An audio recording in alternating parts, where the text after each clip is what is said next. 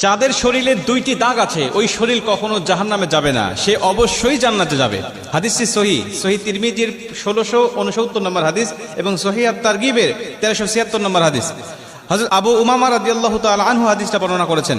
রাসূল সাল্লাল্লাহু আলাইহি ওয়াসাল্লাম বলেন, যাদের শরীরে দুইটা দাগ আছে এবং যাদের শরীর থেকে 2 ফোঁটা তরল পদার্থ নির্গত হয় ওই শরীর কখনো জাহান্নামে যাবে না, সে অবশ্যই জান্নাতে যাবে এবং আল্লাহ পাকের কাছে এই শরীরটা সবচেয়ে প্রিয় শরীর। রাসূল সাল্লাল্লাহু আলাইহি ওয়াসাল্লাম বলেন, 1 নম্বর দাগ হলো যে ব্যক্তি জিহাদের ময়দানে আল্লাহকে খুশি করার জন্য, আল্লাহর দ্বীন কায়েম করার জন্য অথবা আল্লাহর সন্তুষ্টির জন্য যে ব্যক্তি বাতিলের মোকাবেলা করতে গিয়ে শত্রু পক্ষের আঘাতে তার শরীরে ছোট্ট একটা দাগও যদি বসে যায়, এই দাগটা কিয়ামতের ময়দানে সুপারিশ করে বা এই দাগটা থাকার কারণে কিয়ামতের ময়দানে আল্লাহ পাক তাকে জান্নাতে দিয়ে দিবে। নবীজি সাল্লাল্লাহু আলাইহি ওয়াসাল্লাম বলেন, 2 নম্বরে ফরজ ইবাদত সমূহের কোন একটি দাগ যদি তার শরীরে দেখা যায়, যেমন নামাজ পড়তে পড়তে সেজদা দিতে দিতে কপালে